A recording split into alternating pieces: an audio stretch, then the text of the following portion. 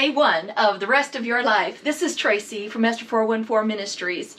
Do you know, a lot of times we can not only get distracted by things that are good or better, but things that are not good, that are just, they well up in our flesh, and we want what we want, and we can be determined on getting that one thing. We're so focused that God has to send a donkey into your life.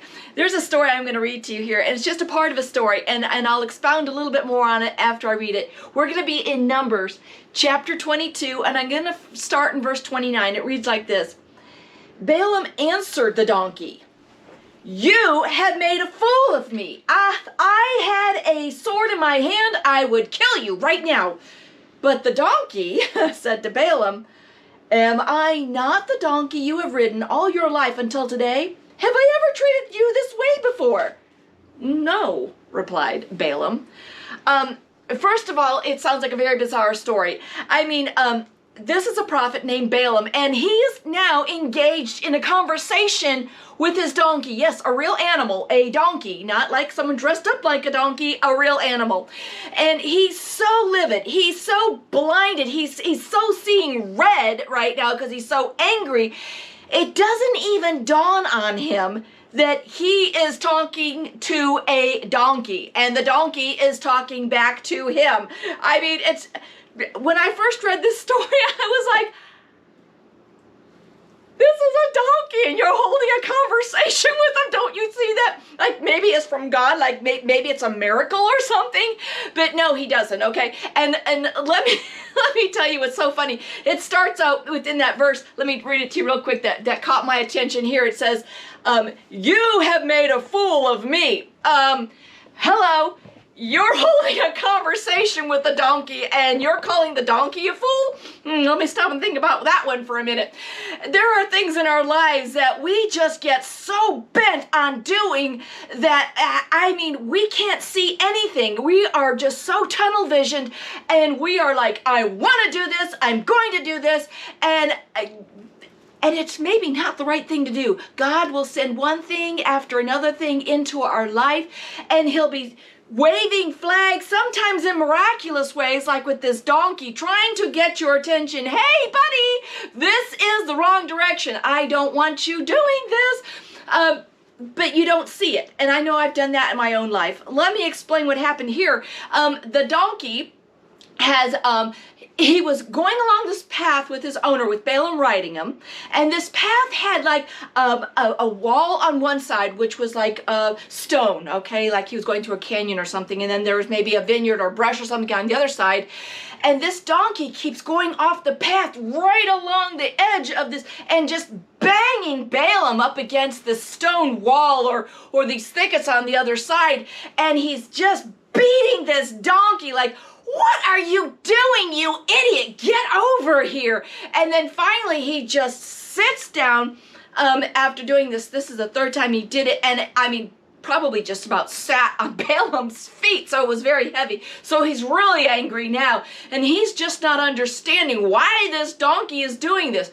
Well, when you read further, you find out that God had allowed the donkey to see this angel of the Lord standing there with a big sword in his hand, ready to come down and kill Balaam. And now there's more to that story that happened earlier, but I'm not going there in this, all right?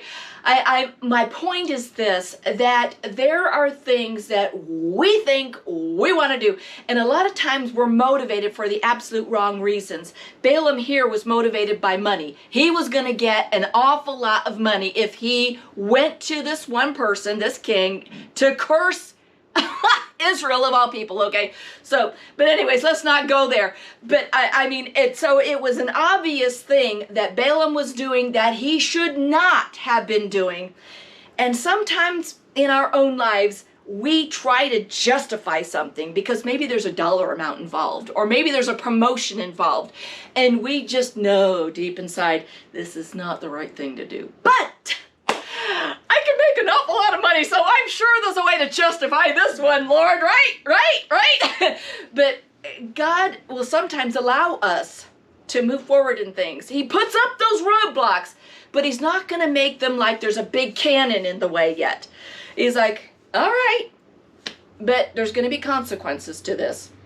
And he'll send one thing after another. Sometimes it's a word from a person. Sometimes it's maybe it's like a car breaking down. Maybe it's just like, it's a closed door, but you are going to go ahead and take out that battering ram and boom, I'm going through, lift the door open. Yeah, because you just blasted it open, God puts up roadblocks for reasons in our lives, and sometimes it's to protect us. Sometimes it's because we're going the wrong direction, and he has something much better for us. He's like, this is not my best for you. This isn't even good for you, okay? This is like way off in left field. You don't want to go down this road. Check your heart, okay? We need to check our hearts. We need to check that motive. If we know it's wrong, okay? Don't try to justify it. You will really regret it in the end. Honestly, I've been there. I can tell you. I've got the t-shirt. I've worn it. I've had it burned. All right? I don't want to go down that road, and you don't want to go down that road either. Even though it looks like we could benefit greatly from this thing, whatever it might be. A lot of times it involves money. I mean, we have to really be honest with ourselves there, because we think we're going to get the riches. And how wrong could it be? I mean, really, it could be very wrong, okay? Because you're trying to grab this little small thing here when maybe God has something huge that you can't even wrap your arms around for you. He's like, let it go. Just drop it, okay? Take your eyes off of all these things over here. Take your eyes off of the distractions. Get your eyes back focused on the Lord and watch what he will do. And like I opened with, this is day one of the rest of your life. It's just that easy to make this the first day where you ask the Lord to forgive you, repent, and do an about face. You ask him to help you. Help me to repent from that, Lord, to do an about face, to get me going in your direction so I can have your best. And God is more than willing to want to bless his children. You just need the right heart. And the only way you can have the right heart is with him, with Jesus, keeping your focus on him. Well, I hope this helped you to get focused on the right things in life. This has been Tracy from Esther 414 Ministries with day one of the rest of your life.